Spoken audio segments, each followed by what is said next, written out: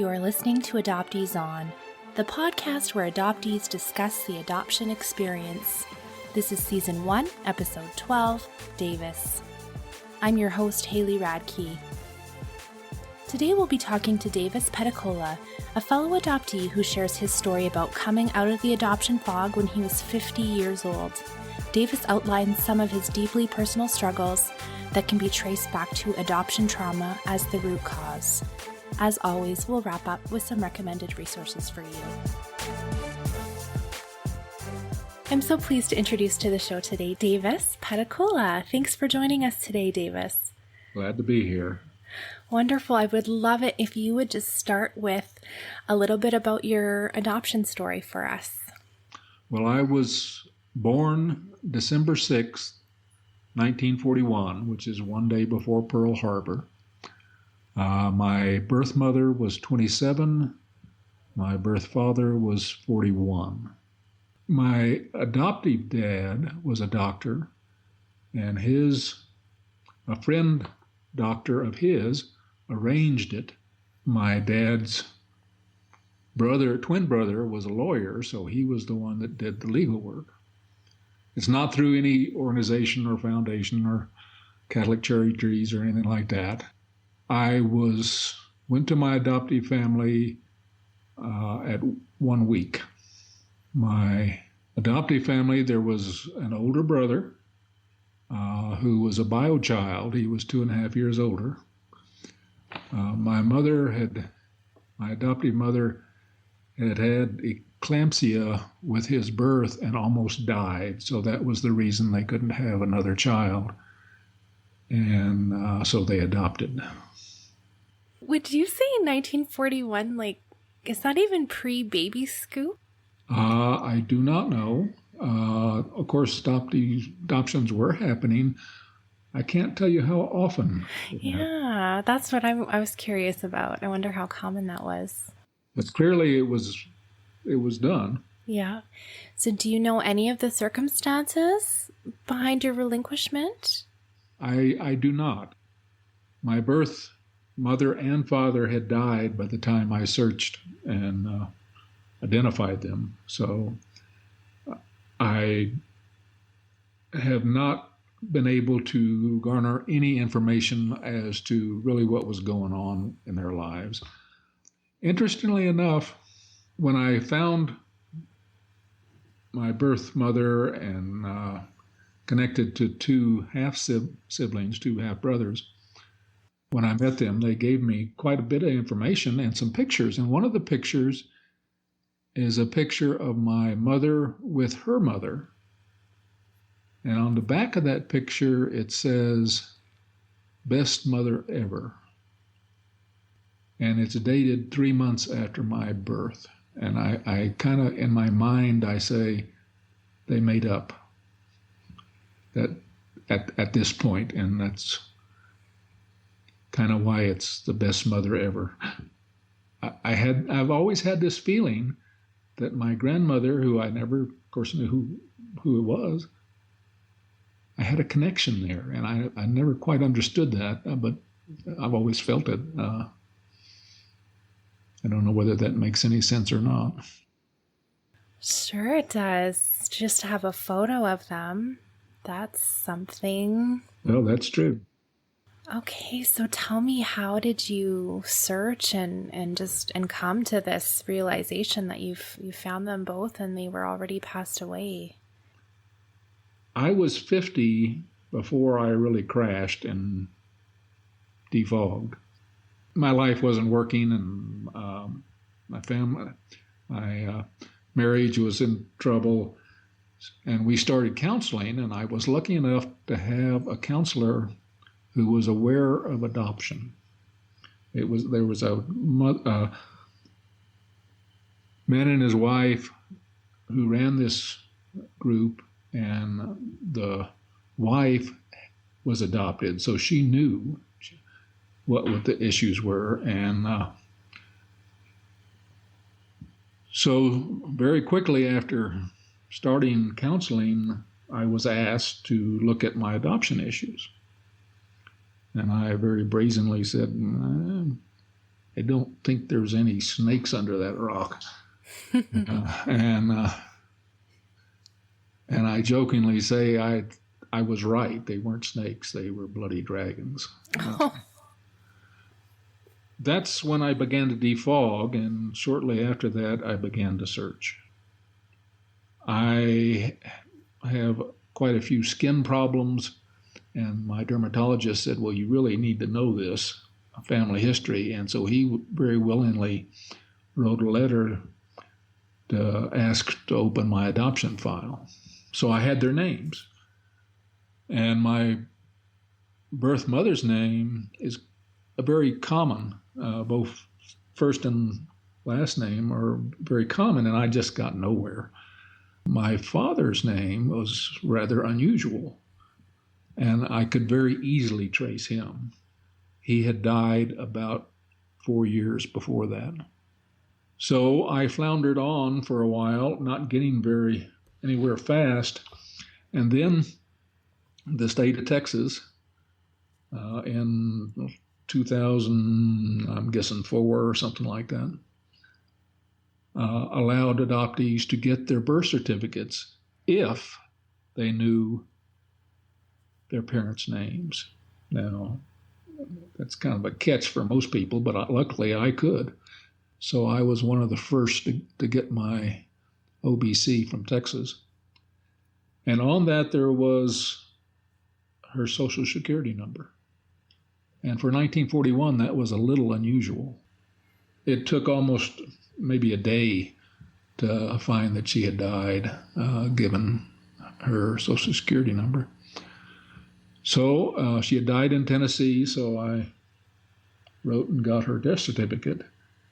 And that's where I saw that I had some half-brothers. You know, I can't imagine the difficulty of calling your birth mother or birth father, because it was so hard to call my half-brothers. I would call, and his daughter would answer. Well, I couldn't talk to her. I would call, he wouldn't be there. And each time I had to call, I would just have to screw up my courage just to make the call. But finally I connected, and I think I said something like, I think we share a mother. And there was dead silence. And I thought, oh my God, what's going to come back? And he said, just a minute, I have to change rooms. And he said, I had an inkling about you, that on my birth certificate, it says there was a previous birth. And I asked our mother about it, and she would never answer. So he had a clue. So I met my two half-brothers. They grew up in an alcoholic family and have their own issues. We are not particularly close, although we do talk a little bit. The younger one looks somewhat like me, and we seem to have connected a little better than I have with the older one. So we talk a bit. I can't say that it's close. I mean, yes, we share genes, but we have no shared history, and so it's just awkward. I didn't find what I wanted from searching. I didn't get what I wanted from searching, but I am so glad that I did, because I have now identified both my birth mother and my birth father. Just yesterday I connected to a living relative on my father's side, which blew my mind. And he sent me photos and documents, and I'm still blown away. What does that feel like when you see those pictures? I'm slow to understand that. I see them, and my first reaction is, who are these people? I don't immediately feel a connection to them. I think there will be more of a connection over time. Obviously, well, I don't know whether I'll ever meet this particular individual, but the people he has sent me photos of are long dead. But still, I'm glad to have them. Let's go back to you're 50 years old and your therapist is asking you about your adoption issues, and you said there's dragons under there, not just snakes. Can you unpack that a little bit? Any adoptee who's gone through defogging, it's the unfolding and seeing how being adopted has affected you. Most of us have been in denial for most of our lives. Some can defog early, but I couldn't. I was consumed by shame. And I had the belief that I am a mistake. Not that I made a mistake. I am the mistake. I also disassociated, and I didn't know that word or even what it meant, but literally I divided my mind and my body so that I did not feel. So I shut down all my feelings, and the cost of shutting down my feelings was that my hands peeled. Of course, I didn't know that was the reason.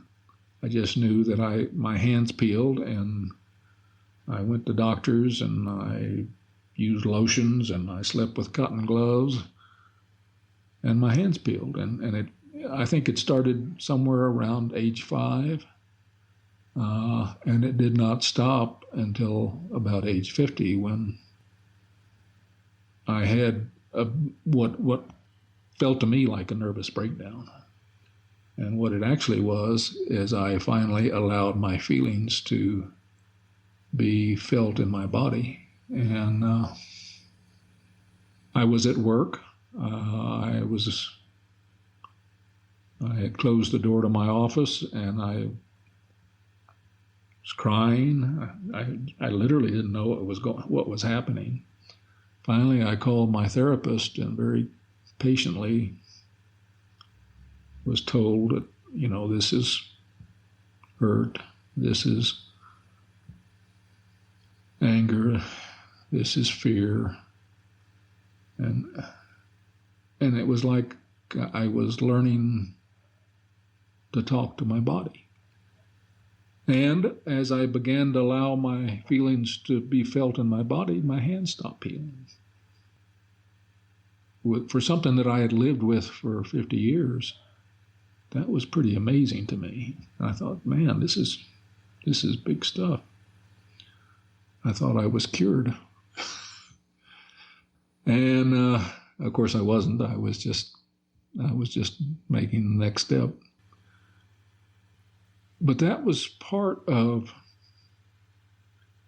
later, when I was obsessed with trying to figure out, why in the world am I as crazy as I am? Why do I act so strangely? Why do I run from situations that I should be running towards? I read The Primal Wound. I read much of the literature that was available in the early 90s. I guess I struggle some with The Primal Wound, with the idea that, well, I don't feel like I'm wounded. How do I know I'm wounded? And so I kept wanting to understand, just why am I so screwed up? I'm very capable in many ways, but in relationships and that kind of stuff, I was screwed up. The Paul Sunderland video was important to me because it said, look, adoptees can get PTSD. And that kind of resonated with me, that not that what I had compares to what people in the military go through, but there was something there that caused my brain to change. And then I read a book by Bessel van der Kolk, who's an expert on trauma. The one line out of the book that I just dropped the book on was, people who have trauma often disassociate. And while I have no memory of trauma, I lived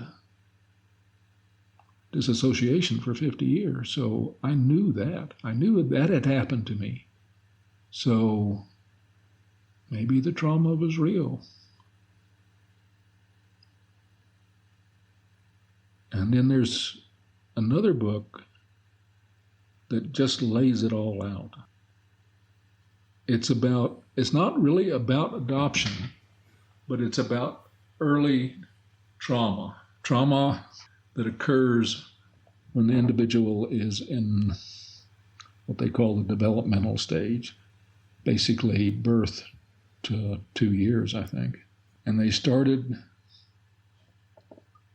identifying some of the problems these people would have. And damn, I had every one of them. Every one of them.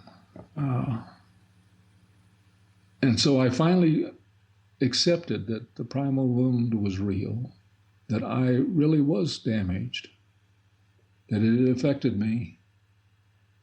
That helped me understand, did not change me, but helped me understand why I acted like I do. If you're comfortable with that, would you mind just saying some of those things that you identified with in that book that had said that these are things that people with trauma have often? Sure. Well, the first thing is disconnected from physical and emotional self. Well, that's the disassociation that I lived for 50 years. So that's one. Difficulty relating to others. Yeah, I have that too. Difficulty knowing what I need. I'm 74 years old and I've made it through life. And yet it's very hard for me to know if I'm hungry, if I'm full from eating, if I'm tired. I sometimes will drive myself to exhaustion when I really should have, hours ago, taken a break. Feeling our needs do not deserve to be met. That's a big one. I don't deserve to be loved. I don't deserve to be able to ask somebody to help me. And that leads to the next one. Feeling we cannot depend on anybody else. I struggle asking people for help. I try way too hard to go it alone. And yet I have people in my life that would love to help me. And yet I have a hard time just asking. Feeling I always have to be in control. I don't know what the hell would happen if I'm not. And I guess generally I probably am not, but I still have this feeling that, man, I have to drive the ship. Difficulty setting limits, difficulty saying no, difficulty integrating heart and sexuality. And my self-esteem is based on my performance. So those, what are they, 9 or 10 things? Every one of them, they lay out in this book and say, if you experience developmental trauma, you may have any or all of these. Well, I got them all. And again, having them and understanding why I do what I do is great. It kind of allows me to check off a box saying, okay, I understand. But that does not mean I can check off the box that I've changed. I have to actively do things differently. I spent a life basically hiding in the corner in a social situation. If you look to the corner, you'd probably see me. So I have to push myself not to go to the corner. I have to push myself to be present and to be heard. I wrote my personal story of adoption with the express idea of I'm going to tell it like it was. This is Davis. This is not a facade that he hangs up on front of him for people to see. This is who I am, and I've tried to share that with people. And it is exhilarating, and it's scary. Adoptees seem to understand, and people who are not adopted kind of struggle with it. It's hard for people who haven't experienced this to even begin to understand what it's like. Did you ever talk about these things with your adoptive brother or your adoptive parents? Not really. I tried a little bit with my mom, but it was not very satisfactory. I didn't really approach the adoption stuff. My parents divorced when I was about 11, and one of the worst days of my life was after that, having to go in front of a judge with my brother, and we had to decide basically which parent was more important to us. That was not the question, but that was really what we were answering. And it just tore me apart. And years later, I tried to talk to my mom about that incident, saying that no child should have to choose between their parents. Her only response was, "You made the right decision." That was not what I wanted to hear. I wanted to hear, "I'm sorry you had to go through that." But so having gotten that answer, I never really tried to go very deep with any of them. And how about with your wife? You said you guys were having some issues, and that's when you went into therapy. I have tried to talk with my wife about this. I think she struggles with it too, in that she grew up in an alcoholic home. I think it's hard for her to understand just how devastating or whatever it is to be adopted. You know, the unicorns and butterflies that most of our societies think about adoption. It's sometimes hard to see what the real reality is. And I don't even like the word adoption, in that to adopt means to take in and raise as your own. And what's wrong with that? Nothing except that to be available for adoption, there had to be severe trauma. And that's ignored. It's not even considered. I have written several pieces trying to understand myself, what's going on with me, and I've shared that with my wife. And the last one, I think she understood. I think it's still hard for her, though. So we have more to talk about. We're not done yet. Well, I definitely do agree with you that it is adoptees that understand, and it is very hard to express that all of the pain and all of those things to someone else who hasn't gone through it.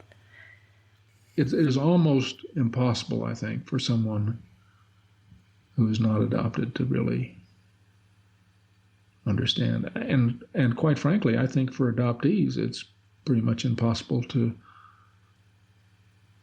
say that they haven't been affected because they've never really experienced not being affected. It's, I don't know how to bridge that communication divide, because it really is severe. Well, even just adoptees, like yourself in your first 50 years. I mean, That's right. It takes a lot for someone to come out of the fog, and often there's some big trigger or, something. For me, I think it was when I was pregnant with my first child, like some big life event happens, and then all the feelings get stirred up and you got to figure it out. That's funny. It reminds me, when I defogged, I was in Austin, Texas, and I joined a triad group, actually, and was part of a program there. There was two women and myself, and both of them said that when they got pregnant and was going to have a child, that they had to know, they had to search, something had to change. And, I was stubborn, I guess. I sailed right through that. From all the adoptees I have known, there's some that can do it before 40, but most of them wait for the midlife crisis, where all our defense mechanisms stop working and we're kind of raw. And that's when we crash. And that's certainly what happened to me. So would you mind just talking a little bit about coming on the other side of that, things that you've done to heal, and any positive things that have come out of actually looking at this disconnection from your feelings in your body, and talk a little bit about that? I became human is what it means. Without your feelings, I was more computer than person. If you told me a problem, I was Mr. Fix-It. I wasn't about to listen to try to be empathetic with you. So I became real. I became vulnerable. I became, I think, more loving. I think the process of trying to stop doing the crazy stuff, to stop the hiding out, stop the feeling shame and feeling that I'm not, that I'm a mistake, that takes some really conscious effort. It's scary because for so long I did it the other way. So I don't really know what to expect. I've been gratified that when I have been brave enough to let people see the real me, they haven't thrown me away. They have embraced me. They have been kind and loving. And so that encourages me to do more of it, I think. Is there any practical exercises that your therapist gave you to work on? I know you said you had written some pieces that was helpful in processing. Well, I was in therapy for probably 4 or 5 years, around, or maybe it was 3 or 4, I don't know, 1990. And then I've just, here about 5 years ago, I started again. And it was interesting. I was lucky the first time in that I needed a therapist that understood adoptee issues, and I fell into one. This time, I had a guy that was a very good therapist, but didn't have a clue about adoption. So in a sense, I was educating him, because at least I knew what my issues were, and I trusted him. He was willing to hear, and every so often I would say something and I could see his physical reaction. I remember saying, when my firstborn was born, that for the first time I saw a blood relative, and I could saw his head jerk back. Oh my God, I'd never thought of that, kind of thing. So it was interesting.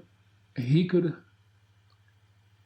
guide me, but more, I think, I knew what I needed, and I knew I needed someone to trust, and I could trust him, so it worked. But in a very real sense, I was teaching him about what it meant to be adopted. And he would readily admit now that when I started, he was the rainbows and unicorn believer.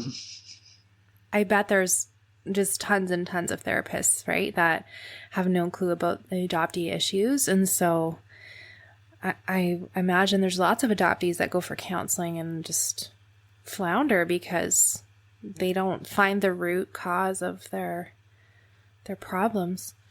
Unfortunately, I think that's true. I think if you get a really good counselor and they listen to you, they'll make it through. And I think if you have defogged so that you know, in a sense, just how affected you have been by adoption, then you can lead a therapist, in a sense, and it'll be all right. But if you haven't defogged, you better get a counselor that knows what adoptees go through. Mm-hmm. So what I had asked is if there was any specific exercises or things that either one of your therapists had suggested to you to work through some of these things. Actually, I can't. I think they didn't suggest it, but writing has been a big one for me. Just to put down in words what happened, what my experiences were, somehow that makes them real. I don't know how that works. Writing them and then reading them out loud. There's something about this podcast, I hope it has that power. Saying something out loud has a power that's different than something written. Both are important, but I know I've sometimes written something, and if I start reading it out loud, particularly to someone else, it will hit me with an emotional impact that wasn't there without that. I think having contact with other adoptees has been very healing for me too. I do it online. When I was in Austin, I had a group that I could meet with, and that was good too. And I would recommend for any adoptee to find such a group. Sharing our stories is healing. It's powerful. Our society in general, we've lost the art of talking to people and being real with people. You know, we're so focused on our cell phones or the TV or whatever that while we may think we're communicating, we've lost the real communication of the heart-to-heart stuff. There's much healing in being able to just say, this is what happened to me. Ouch. Yes, as an adoptee that has read other adoptees' blogs who had already been out of the fog and gone before, and I could say, me too. Yes, exactly. Yeah. Exactly. We can see ourselves. Sometimes I will read what someone else has gone through, and my first reaction is, I'm so sorry he had to do that, go through that. And then I think about it. I experienced that too, and I hadn't even realized it. So it's an eye-opener. We can see what we've really been through just by hearing other people. Well, this has all been so good. Thank you. Such valuable insight that you've shared. Is there anything else that you want to say to us about your journey or about healing or anything before we do our recommended resources? Don't stop. 12-step programs have a saying that if you find yourself going through hell, keep on going. And I think that applies to adoptees too. It is shattering to defog, but don't stop. Keep on going. The only way through is to go through. You can't bury it again. Doesn't work. Believe me, I tried. That's so powerful. Wow, thank you. Oh, Davis, it's been so wonderful talking to you. And now my resource is something lighter and Good. Okay, I've got this website that I frequent called Adoption at the Movies. I don't know if you've seen it before, but... No, I haven't. It's written by Addison Cooper. He is a licensed clinical social worker, and his bio on the site says that he works in foster care and foster to adopt situations. And the website address is adoptionlcsw.com.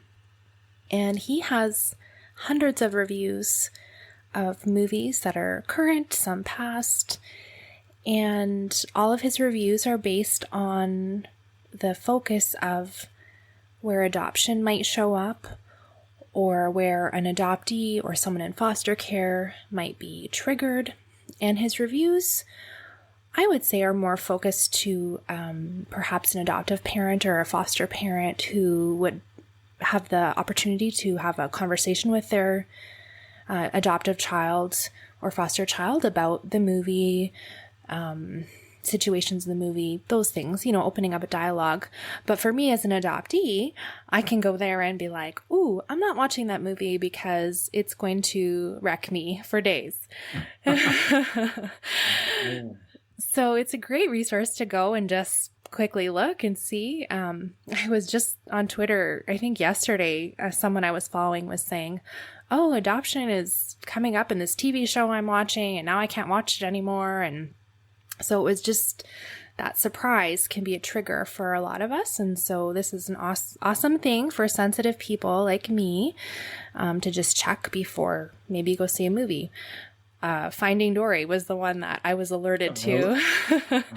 I was thinking of that as you spoke. Yeah, so I haven't seen it, and I'm kind of sad because I really did love the first one. So anyway, I really love this website. I've seen other bloggers recommend it too. I think I maybe first found it on Deanna Schroed's blog, Adoptee Restoration. Yeah, so that's my recommendation. What did you bring to recommend today? I really recommend that adoptees connect to other adoptees. If you can find a local group where you can meet face-to-face, that's great. If you can't, then there are places on the website. There are some Facebook groups that are available. I participate in the Adult Adoptees Support. .net is the front page, and you can click on the forum and get into it if people are interested. But the book I would recommend is not about adoption, but it's the one that really talks about developmental healing, trauma and healing.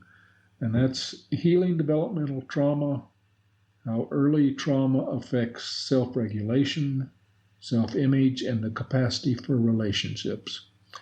And it's written by Heller and LaPierre. It really lays out what happens to us. And I think it's important to understand that. It's not enough to understand that. You still have to do the work to change it, but it's the starting place. And is that the one that you read that list from? It is. Thank you. I will put a link to that in the show notes so people can find it. I'm so grateful for your honesty and candor with us. I know that our listeners are going to find lots of pieces of wisdom and value from it. So thank you. Well, thank you for having me. I really think that your podcasts are going to affect adoptees in a very positive way.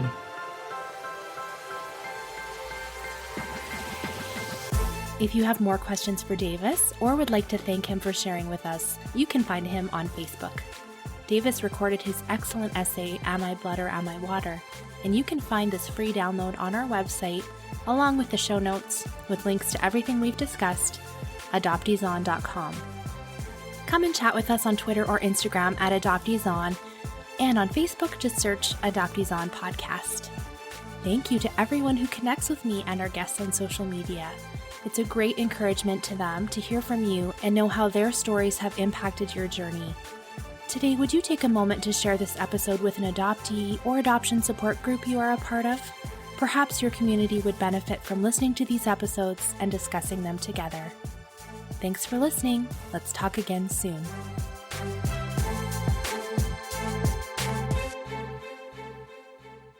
Thanks for listening to Adoptees On. Thanks, honey. Okay, you go play.